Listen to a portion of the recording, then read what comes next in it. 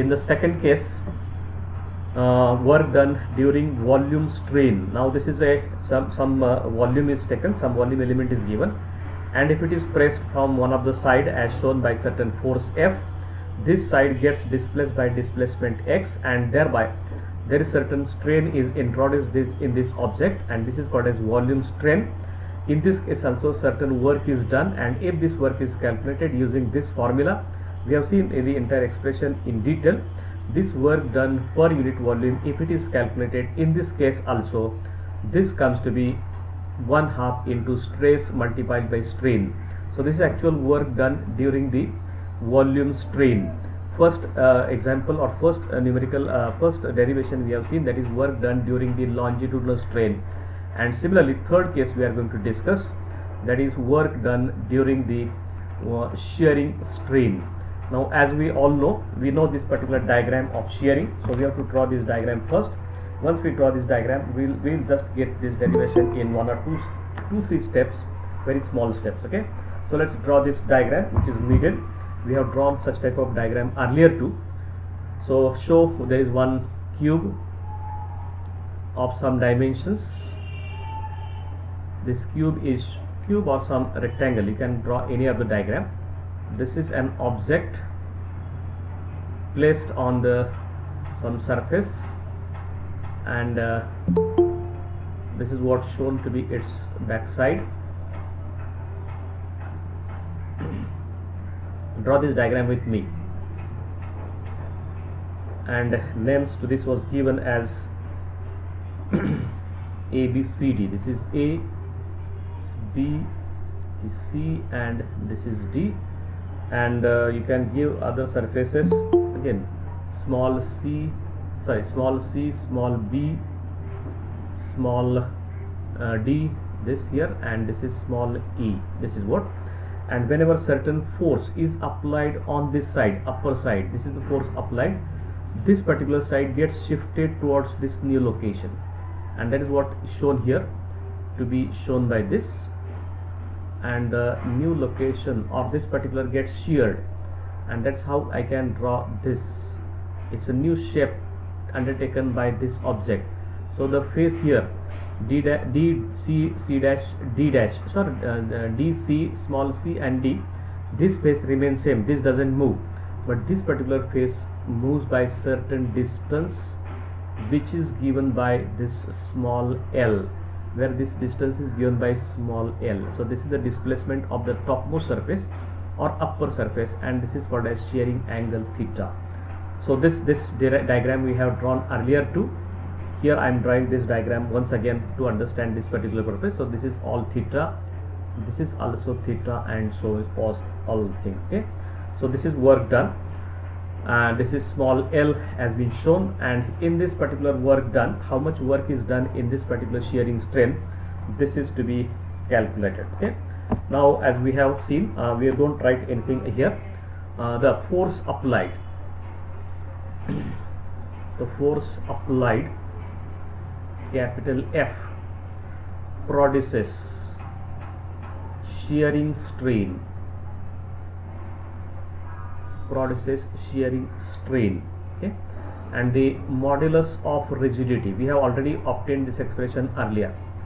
Modulus of rigidity, this eta is given by shearing stress F upon A. A is the area of this, capital A is the area. Okay, this is area of this entire face, capital F upon A, divided by the shearing strain, that is theta. Therefore I can rewrite this relation as capital F is equal to eta multiplied by capital A into theta. This is simple rearrangement. Therefore this capital F can be written as eta into capital L square multiplied by theta. If L is this length of area of the side, L is again this length, so area of this is going to be, or capital A is equal to, since A is equal to L square, so I can write this F is equal to ML square theta. Call this to be relation 1.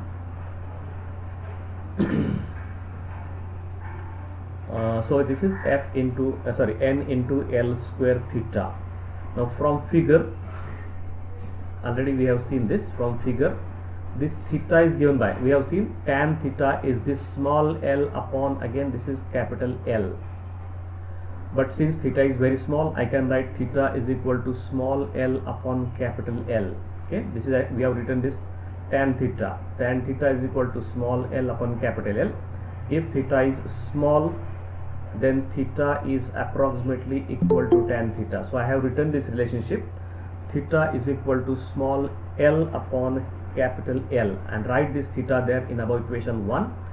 Therefore capital F gives you n into capital L, sorry, eta into capital L square into small l upon capital L, replacing this theta by this, and therefore final expression what gives is, this is to be eta multiplied by capital L multiplied by small l.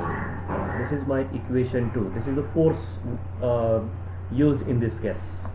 Okay, now work done. Okay, in the small displacement, in small displacement delta L, displacement delta L.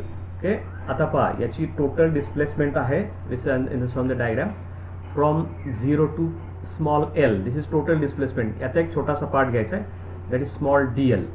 So displacement given in small dl is given by dw is equal to force applied multiplied by distance traveled, that is f dot dl or f into dl, and using this equation 2 there, I'll get work done in this small displacement delta L is equal to eta into capital L multiplied by small l into small dl. This is the differential work done. Hence total work done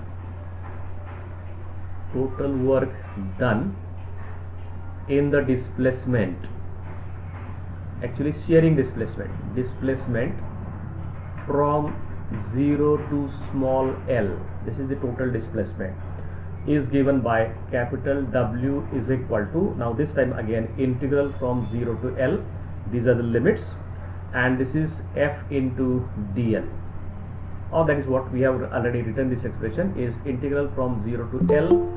Now eta into capital into small l into dl. Here eta and L are constant, they can be taken outside, so eta into capital L integral from 0 to L small l into dl. Now this is eta into capital L, integral of small l is L square upon 2, the simple integration, we need not go into details of that, and limits of integration are 0 to L. So replacing this unit 0 there, I'll get 0, so this quantity becomes capital W, or total work done is equal to 1/2 times eta into capital L into small l square. Call this to be equation 3. So this is the total work done there, total work done. Now as per our definition earlier, since we have small eta is equal, this can be replaced in terms of capital F upon L into small l. Okay, where this is again our use first relation, n is equal to f of this relation, any of the relation I can use here, f upon small l upon capital L, I can use that relationship, and therefore I can write this eta is equal to f upon capital L into small l. You can get this relationship. He relationship काढून घ्यायचा प्रयत्न करा, because कशी मिळवता येईल, I have already seen this, n is given by f upon L square divide by small l upon capital L. Okay, this is what हे सगळं relation जर solve केलं, you get this type of relationship. This is the definition of your modulus of rigidity. Modulus of rigidity. I am not writing it here, but you can understand this comes, eta is coming from that. So replace this eta in our equation number 3, and therefore capital W becomes 1/2 capital F upon small capital L into small l into capital L multiplied by L square. So this capital L gets cancelled, and I'll get final expression as 1/2 capital F into small l. So this is nothing but, if we write in this equation or the terms there, it is simply 1/2 into the F, capital F is nothing but shearing force. This is shearing force into, this is the small displacement. Small l is displacement. I get this relation number 4 is shown by this. Now as we know, the volume of the cube, volume of cube is L into L into L. All the three directions are L, L, L, so it is L cube, and I have to get work done per unit volume. Therefore work done per unit volume is given by W upon L square, and if it is obtained, this gives me, as usual, it is capital FL, 1/2 capital F into small l divided by L cube.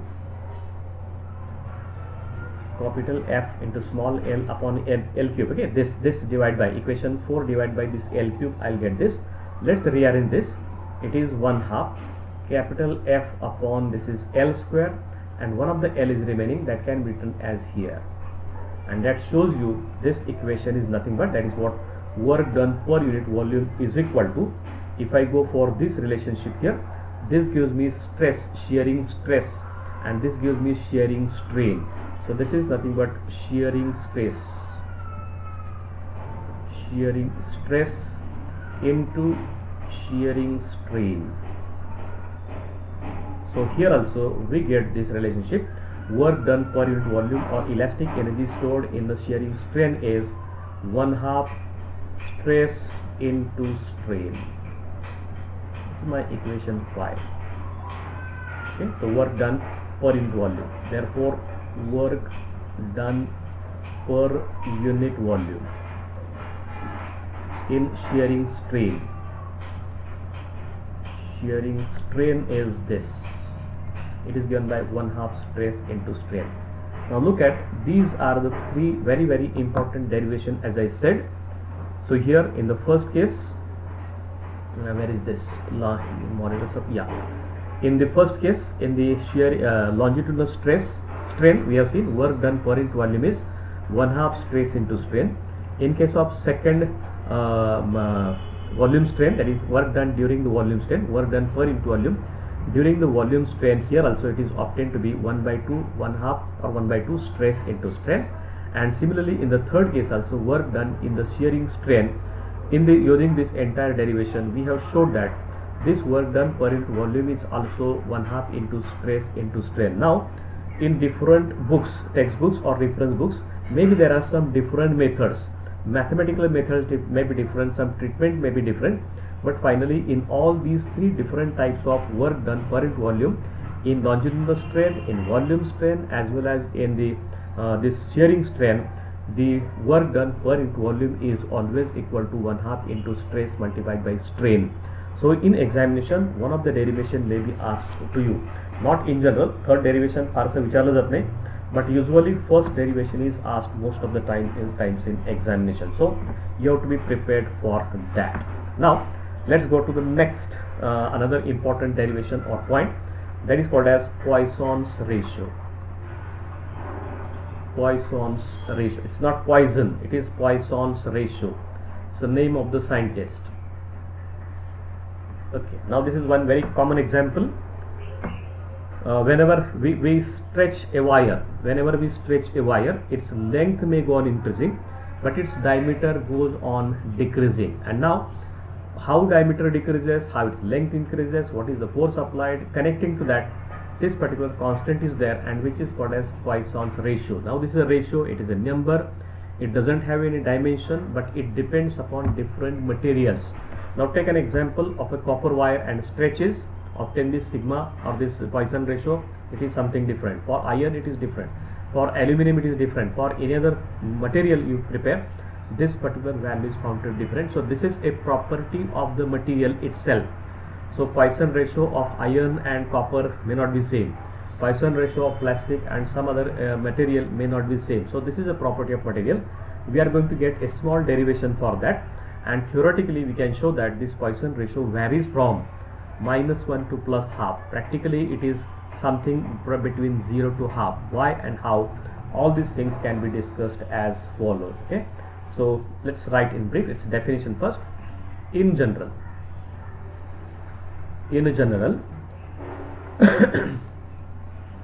when an elongation is produced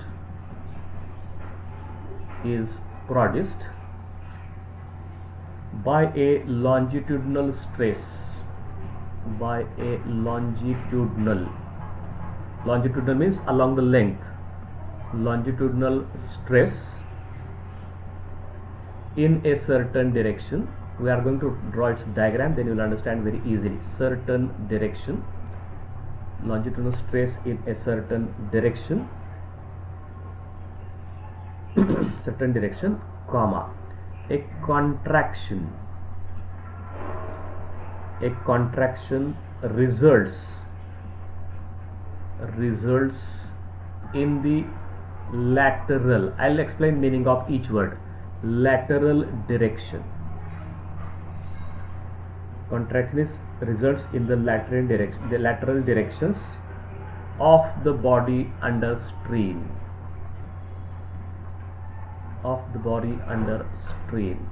I am writing these words as here. And remember, the lateral strain is proportional to longitudinal strain. The lateral strain, lateral, lateral strain is proportional to longitudinal strain. And in fact we have not used this word earlier. Lateral strain हा शब्द आपण फारसा वापरलेला नाही. We'll understand this with diagram very easily as follows. Okay, so for that what we have to do, draw this simple diagram. This is a wire of certain diameter d and certain length capital L as shown. Okay, this is a wire here. I am showing a diagram. This is a capital L, length of this is capital L, and this diameter is given to be capital D. It's given to be capital D. Now when this wire is stretched, now its diameter goes on decreasing. So this wire becomes of smaller thickness and its length goes on increasing as shown here. So this is how elongation, whenever there is an elongation, now there is a contraction, and that is called as lateral contraction. So draw this diagram here as shown by this. So I have applied, this is a longitudinal stress applied, that is this force, and here this is the delta L or small l you can take. This is a delta L, that is the extension in the length, and because of that the diameter here becomes d minus this is d delta d, change in the diameter. So new diameter is d minus delta d. So that is called as contraction. This is called as lateral contraction. Lateral means along the direction perpendicular to the length. Length is shown along this L. Some force is applied, therefore wire gets elongated, and the wire gets contracted in the lateral direction, means perpendicular direction to the direction of its length, and that is called as lateral strain. Okay, so here draw this diagram, and we'll write here the ratio of lateral. Okay, this is actual definition of this Poisson ratio. Lateral strain to the longitudinal strain,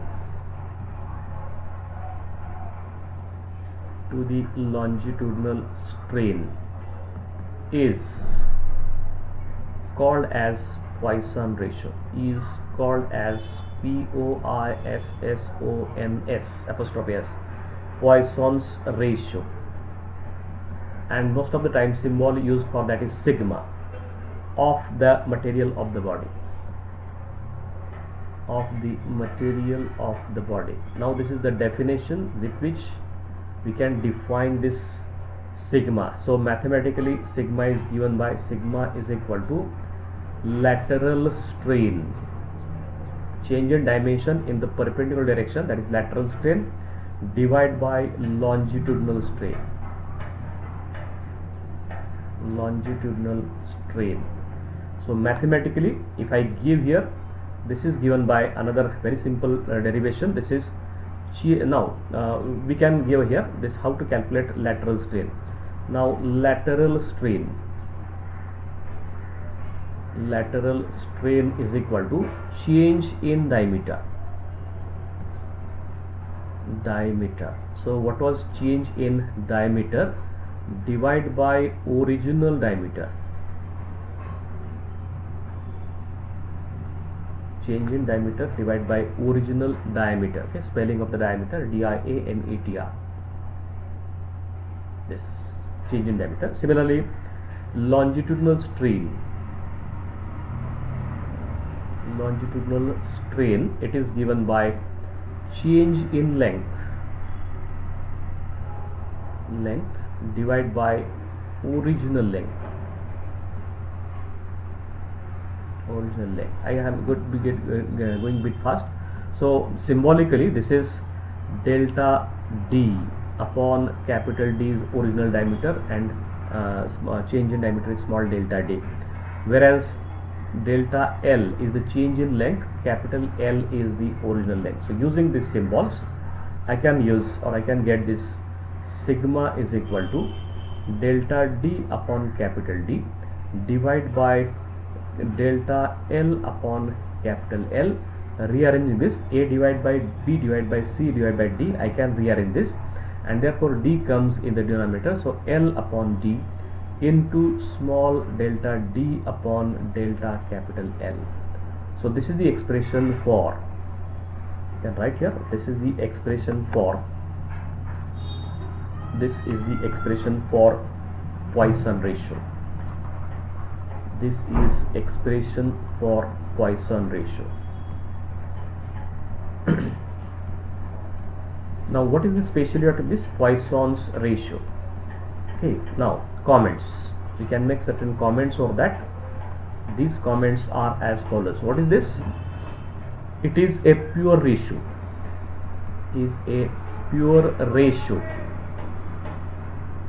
Then it has no unit. Remember these points. It has no units and dimensions. Okay, in examination, very many times you are fooled in the sense you are asked to present or asked to identify Poisson ratio is given by such and such, certain dimensions are given, so whether that statement is true or false, or you are asked to find out what are the dimensions or the units of this Poisson ratio. Try to understand, this is a number, this is a scalar, pure number, it doesn't have unit as well as it doesn't have any dimensions. Okay, that is one concept here. Now second comment is the Poisson ratio. Poisson's ratio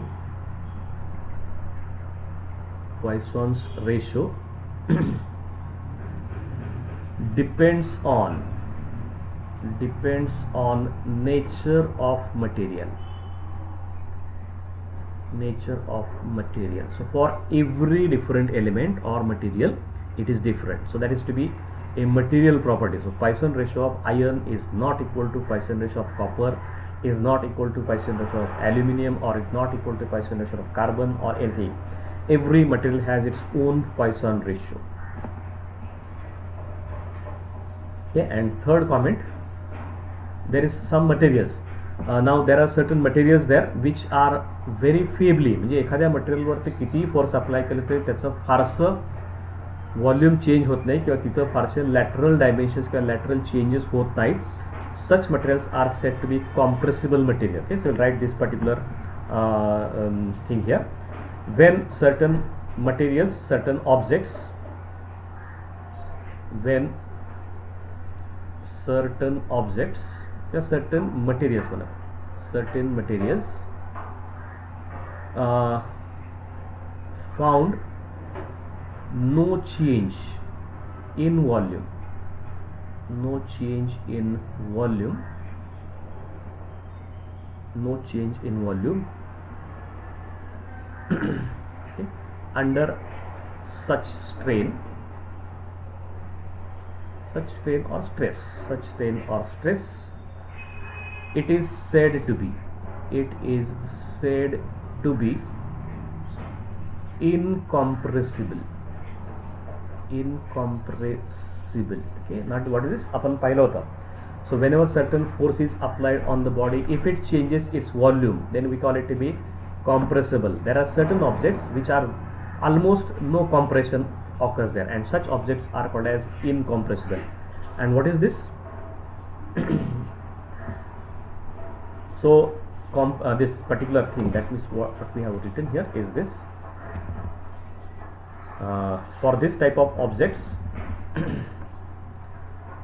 this sigma is almost zero, is approximately zero. So for incompressible objects or materials or bodies, this sigma is equal to 0. And one more comment we are going to introduce here. The maximum value of Poisson ratio, the maximum value, we are going to prove this. Maximum value of Poisson ratio is 1/2. Maximum value of Poisson ratio is 1/2. Okay, this can be shown as follows. So let's prove this. Maximum value of Poisson ratio is half. Okay, it can be proved as follows. We just complete this derivation and then we stop. Proved as follows. We can prove this particular theorem as follows. Let capital V be the volume of wire.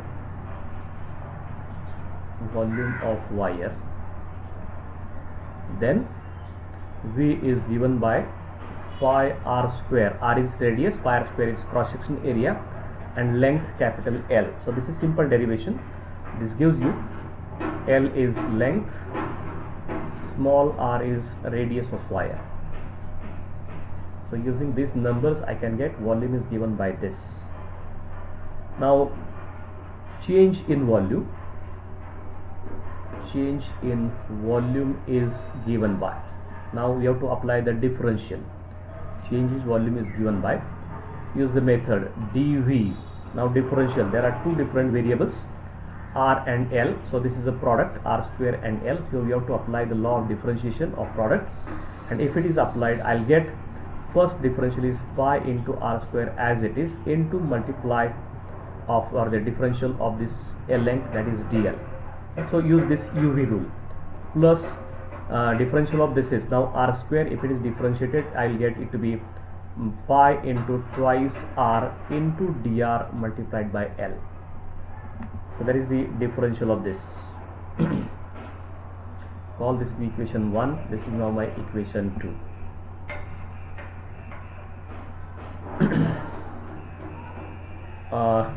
Okay, dV is we have made one mistake here. Actually, this when the certain material is found to no change in volume under certain stress, it is said to be incompressible. And here not sigma is equal to 1/2 for all incompressible. This is not 0, this is 1/2. Try to understand. This is 1/2. That is what we are proving here. So for incompressible materials or bodies, this sigma is maximum, and that is 1/2. Okay, let's prove this. That is what we are proving here. And here, therefore, for incompressible object or body,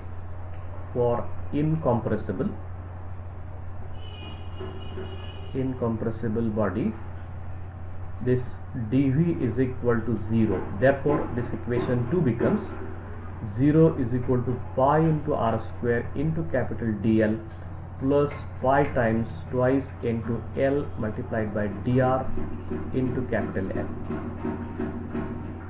twice pi L into r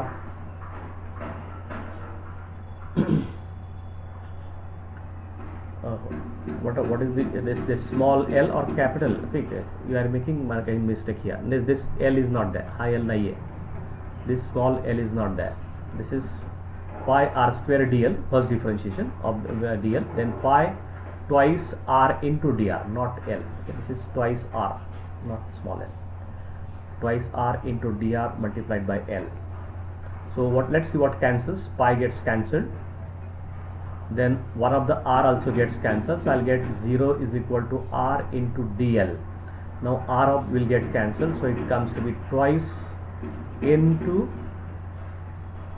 r, r is cancelled, twice into dr multiplied by capital L, twice into dr multiplied by capital L, or I can write r dl is equal to minus twice L into dr. This is my equation 3. Or I can write, again rearrange here, it is minus sign outside, small dr upon small r divide by capital DL upon small l.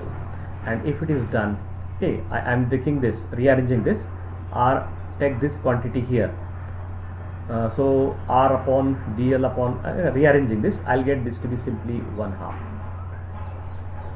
and nothing but that's what, since according to our definition of this Poisson ratio, the quantity in the denominator is lateral strain, the quantity in the numerator quantity in the numerator is lateral strain, the quantity written in the denominator is the longitudinal strain. So this is nothing but sigma. No, don't worry about this negative sign, because this r changes, r reduces, that's why negative sign comes here, and therefore this is sigma, and this is simply 1/2, that is maximum. You cannot how, because all materials are compressible, therefore their sigma or Poisson ratio is always less than 1/2. Very few or almost no material is incompressible, so for that material this sigma comes to be 1/2 according to this derivation we have seen. And now last statement here, theoretically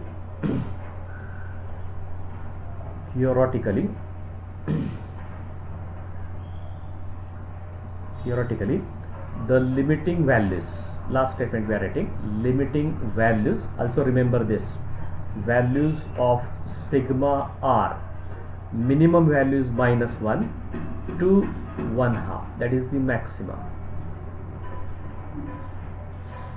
-1 to half, or that's 0.5, some people write it to be 0.5, okay. And the practical values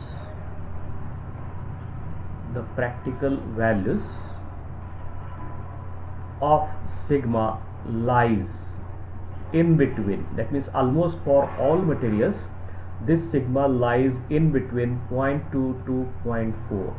So this is the practical values, 0.2 to 0.4. Theoretical values are -1 to 0.05. So remember this, -1 to 0.05, this is the including 0, this is theoretical, and 0.2 to 0.4, this is practical. So any material, if it is found to be having some compressible property, its Poisson ratio is in between this. Theoretically it is -1 to 0.5, but -1 is rarely possible, it's not possible. Theoretically it is, practically it is never possible. So these are the practical values. So here we have finished another part of this particular chapter, that is Poisson ratio, its definition, its formula, its expression, and its comments too. Okay, there are some numerical problems, but that, as I said, numerical problems will take directly when we go for all. So in the next week, tomorrow